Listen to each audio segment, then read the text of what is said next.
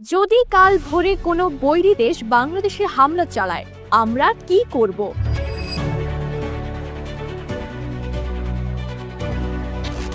জাতিসংঘের দিকে তাকিয়ে থাকব নাকি পাল্টা জবাব দিতে প্রস্তুত আমাদের সেনাবাহিনী?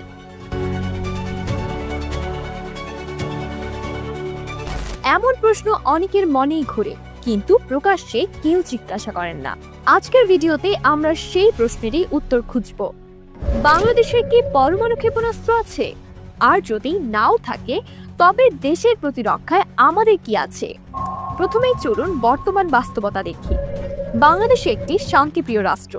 আমাদের সংবিধানে স্পষ্টভাবে বলা আছে আমরা কারো প্রতি আগ্রাসী নই। কিন্তু এই শান্তির অর্থ এই নয় যে আমরা প্রতিরক্ষায় দুর্বল। আমাদের তিন বাহিনী, সেনাবাহিনী, নৌবাহিনী এবং বিমান বাহিনী, তিনটি পৃথক শাখায় সংগঠিত হলেও একটি সমন্বিত প্রতিরক্ষা কৌশল নিয়ে কাজ করে। সেনাবাহিনী বর্তমানে আধুনিক MBT-2000 ট্যাঙ্ক, BTR-80 বর্মযান এবং টাইপ 89 আর্মড ভেহিকলস ব্যবহার করছে। স্ট্রাইক ফোর্স ও টাইগার ডিভিশনের মতো ইউনিট তৈরি করা হয়েছে হাই রিস্ক অপারেশনের জন্য।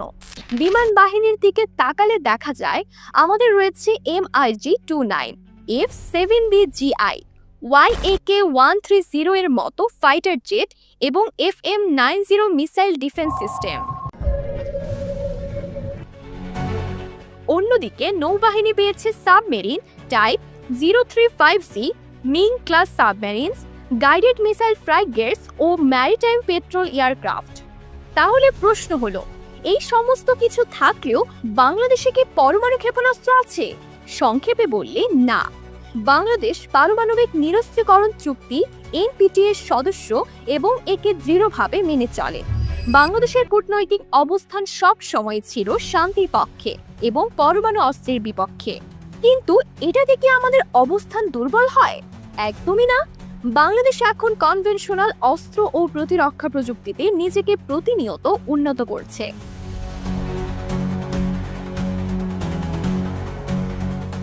ফোর্সেস গোল 2030 এর আওতায় বাংলাদেশে শুরু হয়েছে সামরিক আধুনিকায়নের এক বিশাল যাত্রা।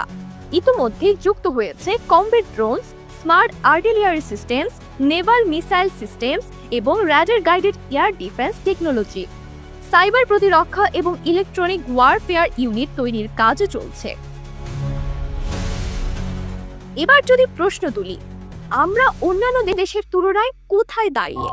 ভারতের হাতে রয়েছে পারমাণবিক শক্তি, চীনেরও রয়েছে অত্যাধুনিক প্রতিরক্ষা ব্যবস্থা। তবে সুখের বিষয়, এই দুটি দেশের সাথে বাংলাদেশের কূটনৈতিক সম্পর্ক বর্তমানে বেশ বন্ধুত্বপূর্ণ। মিয়ানমার সীমান্তে কিছুটা উত্তেজনা থাকলেও তারা পারমাণবিক শক্তিধর নয়। বাংলাদেশের অবস্থান সব সময় ছিল পরিষ্কার, don't provoke but always be prepared. অর্থাৎ আমরা কখনোই যুদ্ধ চেয়ে আগ্রাসী মনোভাব নিয়ে এগোই না। আমরা চাই শান্তি, সংলাপ আর কূটনৈতিক সমাধান। কিন্তু ভুলে গেলেও চলবে না, এই পৃথিবীতে দুর্বলদের জায়গা খুবই কম। আর তাই আমরা সতর্ক, সচেতন এবং সর্বদা প্রস্তুত। বর্তমান সময়ে শুধু অস্ত্র থাকলেই চলে না, তথ্য প্রযুক্তির উপর দখল থাকতে হয়। বাংলাদেশের প্রতিরক্ষা খাতেও এই আধুনিকায়নের ছোঁয়াও স্পষ্টভাবে দেখা যাচ্ছে। স্যাটেলাইট ভিত্তিক নজরদারি আমাদের এখন দেশের প্রতিটি প্রান্ত থেকে শত্রুর গতিবিধি পর্যবেক্ষণ করতে সাহায্য করছে।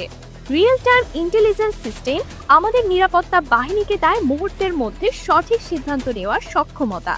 আর ড্রোন প্রযুক্তি, সার্ভেইলেন্স থেকে শুরু করে কমব্যাট ড্রোন ব্যবহারে বাংলাদেশ পিছিয়ে নেই। আমাদের আছে এক ঝাঁক তরুণ, সাহসী দেশপ্রেমিক সেনাবাহিনী, যারা দিনে দিনে প্রশিক্ষিত হচ্ছে আধুনিক যুদ্ধে অংশ নেওয়ার জন্য। ফোর্সেস গোল 2030 নামক দীর্ঘমেয়াদী পরিকল্পনার মাধ্যমে বাংলাদেশ সামরিক শক্তির প্রতিটি দিককে সময়োপযোগীভাবে গড়ে তুলছে জল, স্থল আর আকাশ, এই তিনটি ক্ষেত্রেই। সুতরাং আজকের দিনে দাঁড়িয়ে আমরা গর্ব করে বলতেই পারি, বাংলাদেশের হাতে পরমাণু ক্ষেপণাস্ত্র নেই, কিন্তু আছে শক্তিশালী সেনাবাহিনী, প্রযুক্তিতে সুসজ্জিত প্রতিরক্ষা ব্যবস্থা, আধুনিক অস্ত্র ভান্ডার এবং দূরদর্শী নেতৃত্ব। তবে কথা থেকেই যায়, এটা কি যথেষ্ট? বাংলাদেশ একটি শান্তিপ্রিয় দেশ, কিন্তু শান্তি তখনই টিকে থাকে যখন শক্তির ভারসাম্য থাকে। বর্তমান বিশ্বের বাস্তবতা অত্যন্ত কঠিন। আজ যে দেশ বন্ধু, কাল সে শত্রুতে পরিণত হতে পারে। ভূরাজনীতির এই অদ্ভুত খেলায় আপনি যদি প্রতিবার আমরা যুদ্ধ চাই না বলে পিছিয়ে পড়েন, তাহলে এক সময় আপনার ঘরে আগুন লাগলেও হয়তো কেউ এসে পানি দেবে না। আমাদের চারপাশের দেশগুলোর দিকে তাকিয়ে দেখুন। Bharat, United states of America, Pakistan, চীন, তিনজনই পরমাণু শক্তিধর রাষ্ট্র। তাদের হাতে রয়েছে এমন ক্ষেপণাস্ত্র যেগুলো মুহূর্তের মধ্যে 1000 কিলোমিটার দূরে আঘাত হানতে পারে। এমনকি ক্ষেপণাস্ত্র এখন শুধু আকাশ দিয়ে আসে না, আসতে পারে সাবমেরিন থেকেও, ড্রোনের মাধ্যমেও, এমনকি সাইবার হামলা আকারেও।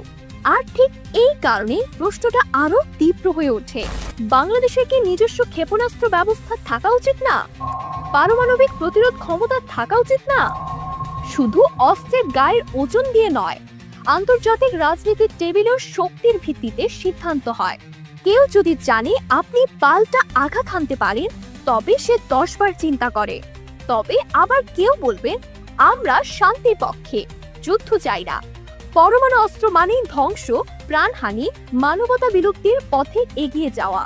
এই যুক্তির বিপরীতে আবার একটি শক্তিশালী মতামত উঠে আসে, শান্তি চাইলে প্রস্তুত থাকতে হয়। যারা প্রস্তুত নয় তাদের শান্তিও কেউ গুরুত্ব দেয় না। আধুনিক বিশ্বের প্রতিরক্ষা আর যুদ্ধ মানে শুধু রাইফেলের কামান নয়, এর মানে কৌশল, তথ্য, প্রযুক্তি ও মস্তিষ্কের যুদ্ধ। এই জন্যই অনেকেই বলেন, হ্যাঁ, পরমাণু অস্ত্র না হয় ব্যবহার না করি, কিন্তু চূড়ান্ত পর্যায়ে নিজেদের অস্তিত্ব টিকিয়ে রাখার জন্য অন্তত একটা শক্ত বার্তা থাকা দরকার, যেন কেউ আমাদের দুর্বল ভাবতে না পারে। অনেক রাষ্ট্র এমনও আছে যারা পরমাণু অস্ত্র রাখে কিন্তু কখনো ব্যবহার করেননি। শুধু প্রেসেন্স বা পসিবিলিটি থাকাটাই তাদের কূটনৈতিক শক্তিকে কয়েক গুণ বাড়িয়ে দেয়। তবে আবার কেউ বলতেই পারেন, বাংলাদেশের ইতিহাসে কখনো কারো উপর আগ্রাসন ছিল না, এখনো নেই।